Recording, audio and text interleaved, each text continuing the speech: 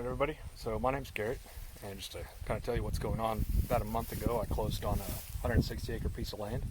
I'm running cattle on it, so just kind of taking you along on that adventure as I get set up out here. This is all new to me. I've never done anything quite like this, not anything of this scale. It's a lot of money, a lot of debt. I'm a little bit nervous about it, kind of anxious, but got cattle coming though soon, so just wanted to make kind of a quick video to update on what's happened the last month. My cousin said I ought to make YouTube videos about what I'm doing out here, and I thought, good idea. So that's what I'm going to do. So first things first, because I'm standing here, bought me a stock trailer. It's nothing fancy, needs a little bit of work, but it pulls straight and level. It's got some rust in it down here. But the floor's good, and I'm happy to have it. The price was right. The wiring needs a little bit of work. I also picked up an old Ford tractor, and that came with a homemade log splitter deal here. I'll be making some changes to that. I'll bring you along when I do. Also got a box blade that's not here. It's on the tractor up there. I'll show you that later. And then these two brush hogs. It's got a loader on it, so I'm pretty excited to have that. And hopefully it'll be able to move my hay bales, which I also got at the same time as the land. Part of my contract. So the wind.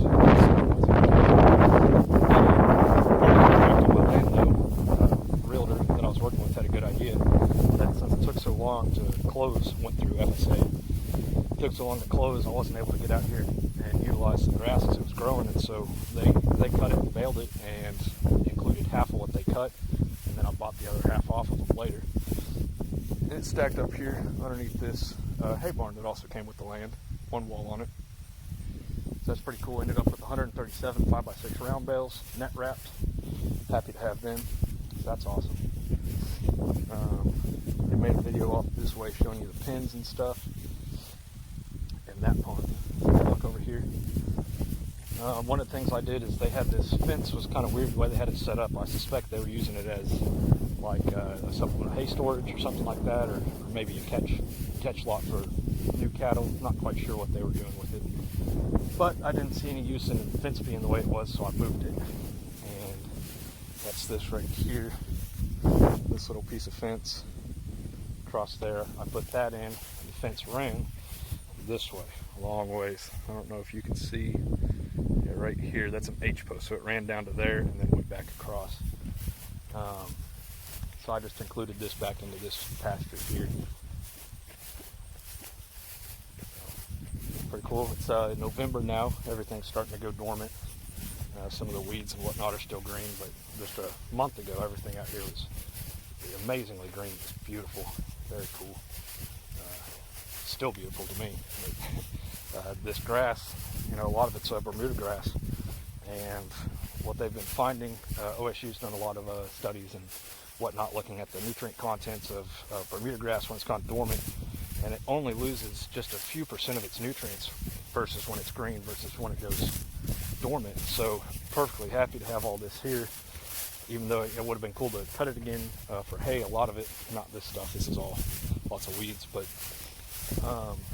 not a huge deal though. I can just graze cattle on it and they'll eat it, and it's still full of lots of protein, nutrients and stuff.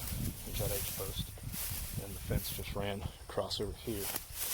And this piece of fence was ran with these panels, so I'll be reusing these. I talk about it up there by the pins, kind of connecting another area over there for when I get my big shipment of cows in. I'll just grab one of these panels up. There's a few of them laying here. I just stack them up here out of the way. But I'll use one of those to do that fencing. One of the cool things I found, I didn't even know this until about a week or so after I bought the land. We had a frost and all this stuff started to die and fall down, and I was like, check this out. Big chisel plow in here. That's kind of cool. My tractor's not nearly big enough to pull that. So I don't know what I'm going to do with it. If you guys have any ideas, leave in the comments. But yeah, nice big chisel plow. Pretty sweet. Pretty much all there. It looks like it should work. It's missing like a clevis and a couple little things. Some of the hoses aren't in the best of shape. Need new quick connects on them. Those are cheap though. A few bucks a piece. No big deal. they've got this fence torn down right here. I'll put that back up probably. I'm not too worried about it right now. No reason to fuss with it really at the moment. But someday I'll separate these pastures. And then the trouble will be, once I do that, the cows won't have access to this pond. And so I'll have to figure out a way to get them water up out of the pond. Some way to do that. I'm not quite sure what I'll do. There's a few options there that I'll explore. And it's good to keep the cows out of the pond anyway.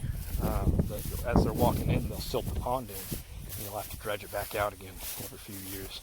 So if you can keep cows out of it, then it'll last a lot longer with less maintenance. This pond, we were out here fishing just yesterday, and my cousin caught a big old largemouth in here, 2.5 pounder or so. That's pretty cool. It's not a very big pond. I'm surprised it holds fish that big, but there's that. Now, these, where are we? Are Bradford pear trees mostly up in here. I'll kill all of them because I don't like them. They're just a nuisance. They're invasive. That's the main problem. They'll spread out and they'll go everywhere. I'll be fighting them forever. So I'll get rid of those. I broke my chainsaw. I bought a chainsaw as well, and I broke it the first day I was using it. I'll make a separate video about that. It's kind of interesting. The guy I bought it from had the wrong bar on it for the saw, and so I bought a chain spec'd off the numbers that were on the bar, but the bar didn't match the drive sprocket on the saw. I'll show you that once I get the new parts in. I'll make a video about that, maybe save somebody from making the same mistake. But yeah. So just gonna get this wet right here.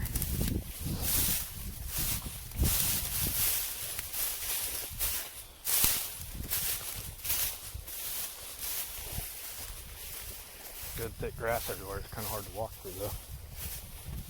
There's some pear trees. Like I said, these they're invasive and they'll just take over. They're a real nuisance. So I'll cut them all down eventually. I gotta get my saw fixed. Parts are coming. Shouldn't be too long. Last time I walked up here, deer ran out. Let's see if I can see him again. Nice little spot for them to have some shelter, I guess, to come get water without being seen up in these trees. Bunch of turtles in the pond. So pretty cool though. Last spring when I was looking at the land before I bought it, walk out here and there's like 30 ducks sitting out here on this pond. It's kind of cool. So spring duck season before I cut all these trees down. Maybe I'll try to sit in here and kill some ducks.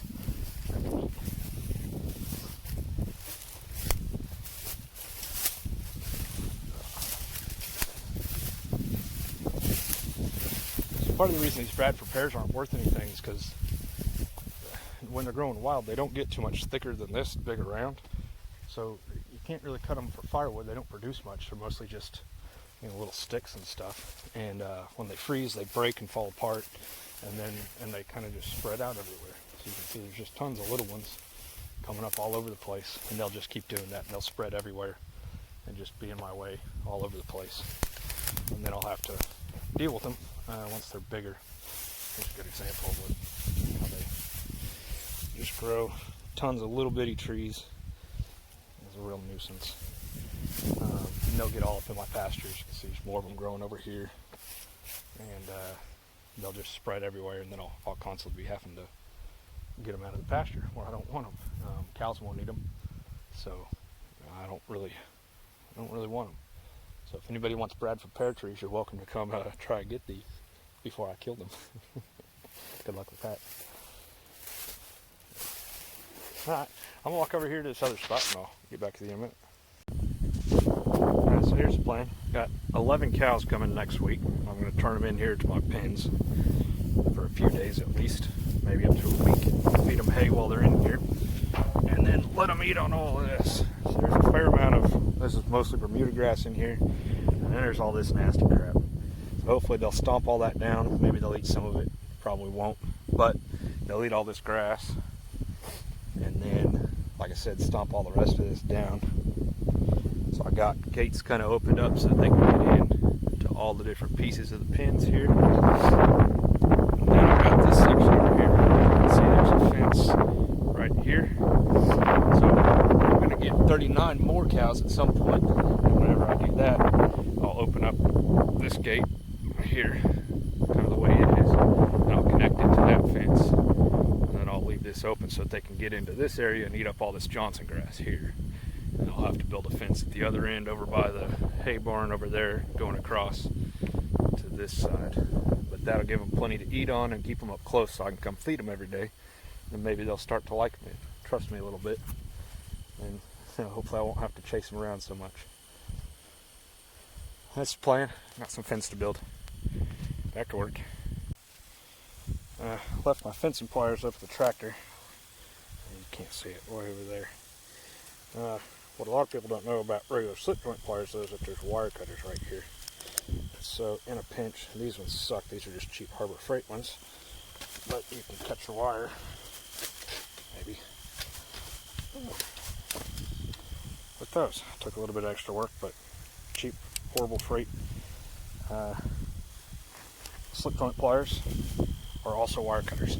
So get you out of a pinch. Now it will not cut this high tensile wire. You'll never get through it with those. You'll just drive yourself crazy. So basically here's what I've done. I got a few more wire ties. But single strand barbed wire across the top here. Not the straightest fence in the world. And then this panel down here. This barbed wire I found just coiled up right over here.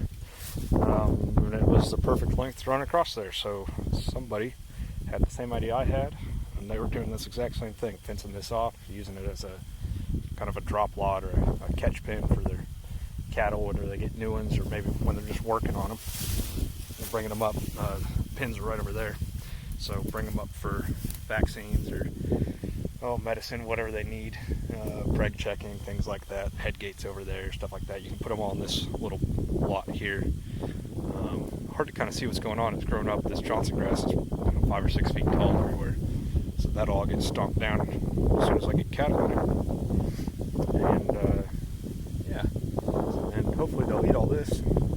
Johnson grass doesn't have a whole lot of nutrition in it, not a whole lot of protein, but they'll eat it, and they'll at least get it cleared down. It saves me having to burn diesel and brush it. So that's kind of the main idea there for me anyway today. Alright, let me finish this up. See you guys later.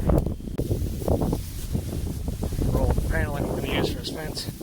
I was smart. I would have drove the truck over here, thrown it in the back of the truck, just throw it. But why do things the easy way when you can get a little bit of exercise?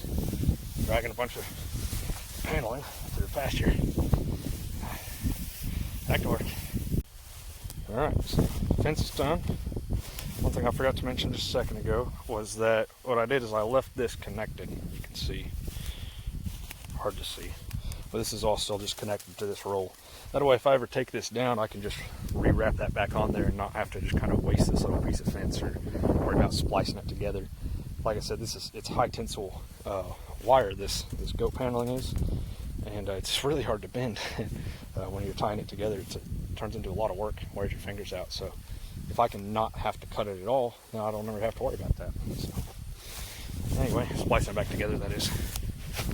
Sorry about the shaky video here. So this will be my little drop lot. Once I get the 39 cows, the 11 that I get next week are probably just going to go in the pens. I won't open them up into this.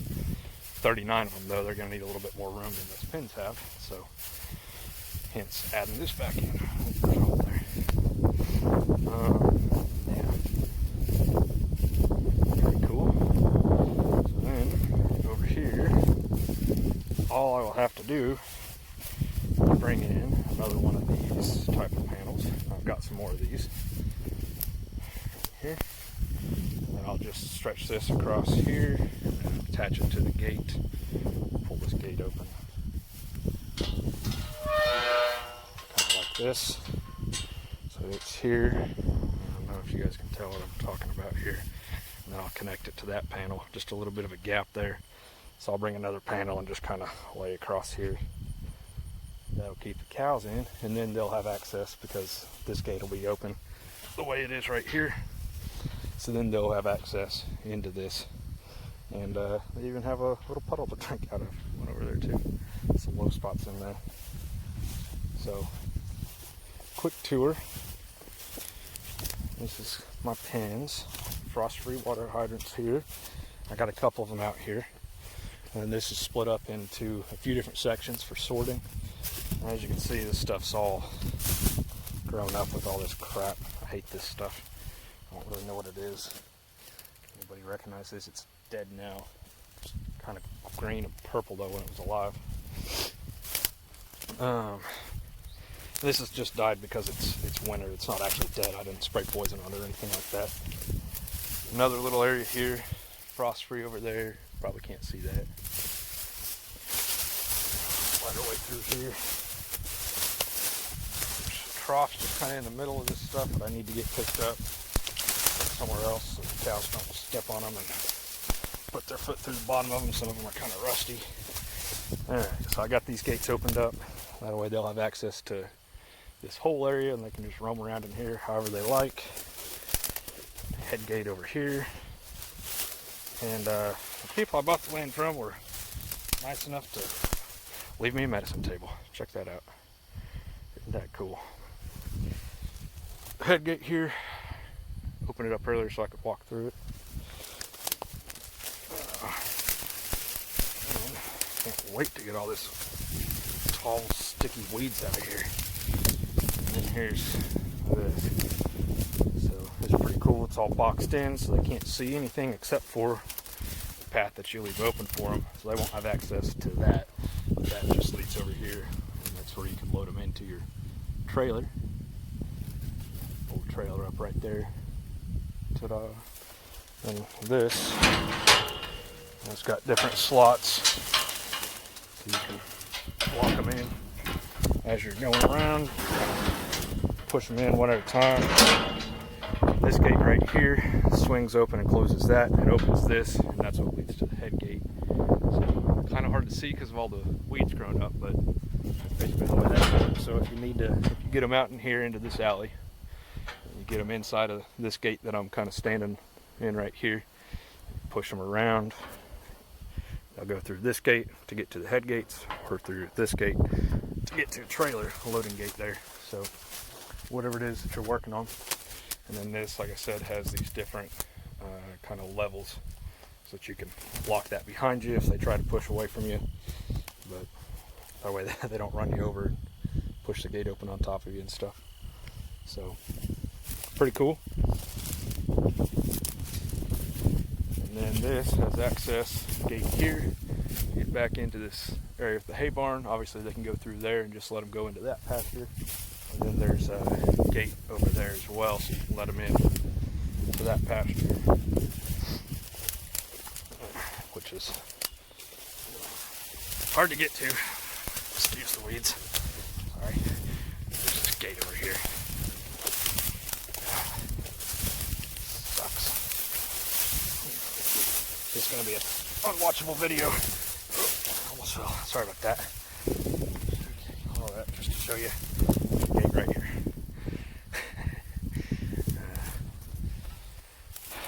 Gate here.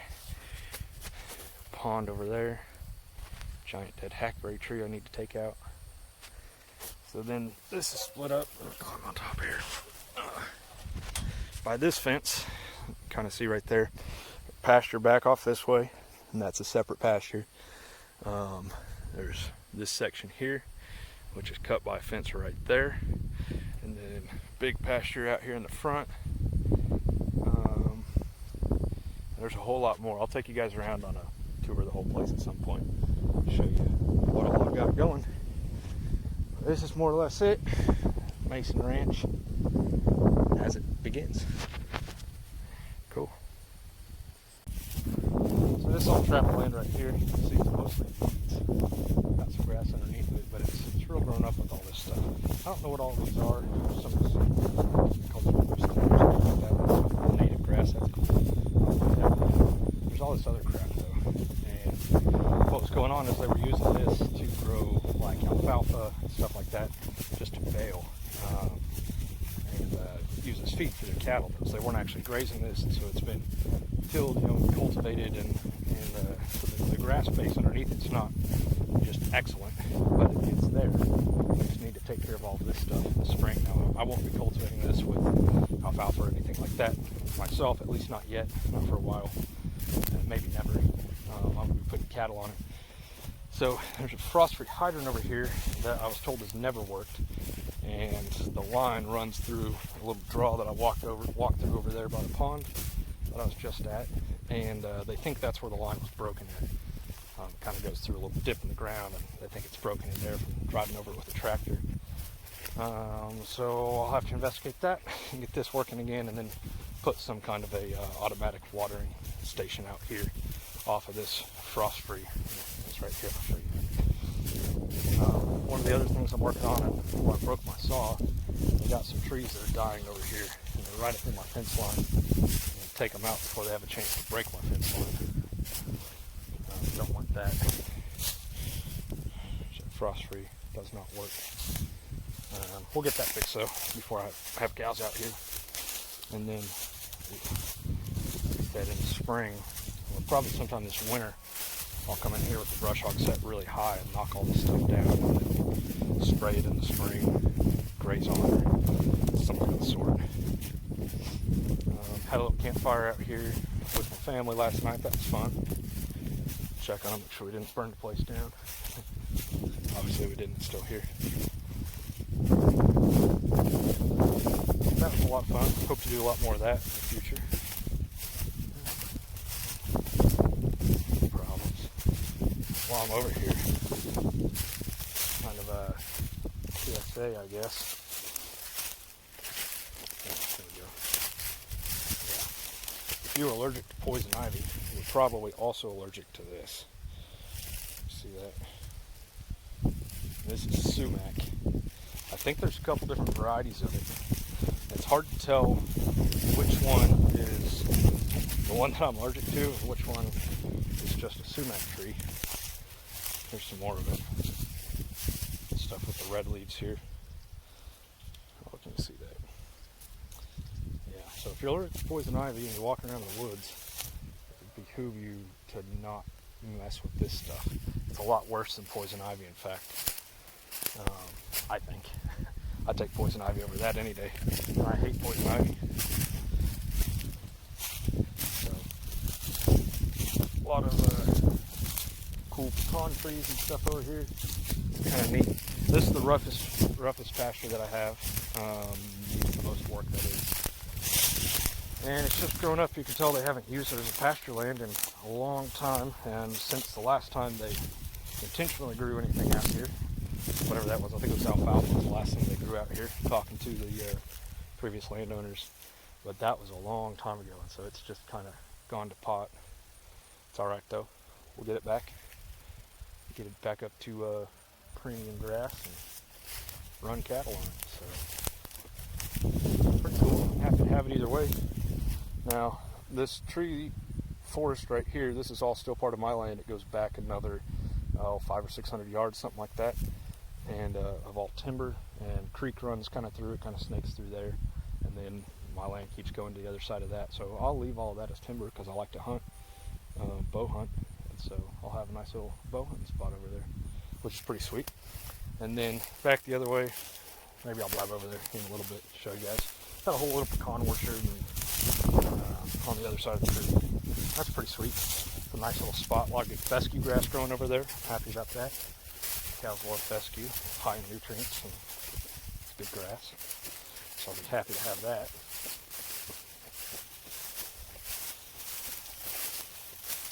Overall, I just can't wait to get cows out here and really get started working this place. So it's going to be a lot of work. I'm going to be busy, but it'll be worth it. Still working my day job. So I work 40-hour a week day job, and this on top of that. I'm probably never going to see anybody again except for on YouTube. Just you guys. So my only little outlet to the world. Won't have time for really anything else, I don't think. Not for a long time. So well, let me drive over. I guess I'll show you the pecan grove, and then we'll wrap this video up today. I almost forgot about this. Came with the land as well. Who knows what that is? That's right. That's a shit slinger. You load this up with manure, conveyor belt here, tracks it over to the back, and it grabs it with all those claws and stuff and just slings it everywhere, all over your pasture. Fertilize. Kind of cool. Wooden bed. It's old school. Can't hardly read it anymore. It's a Ford. Pretty neat. PTO driven. Cool, it's all growing up here. I need to get in here and brush hog all this down. Oh man. Remember the sumac I was talking about? Great. I need to take a shower now. Alright, I'm gonna have to get out of here. I'll show you the Congo later.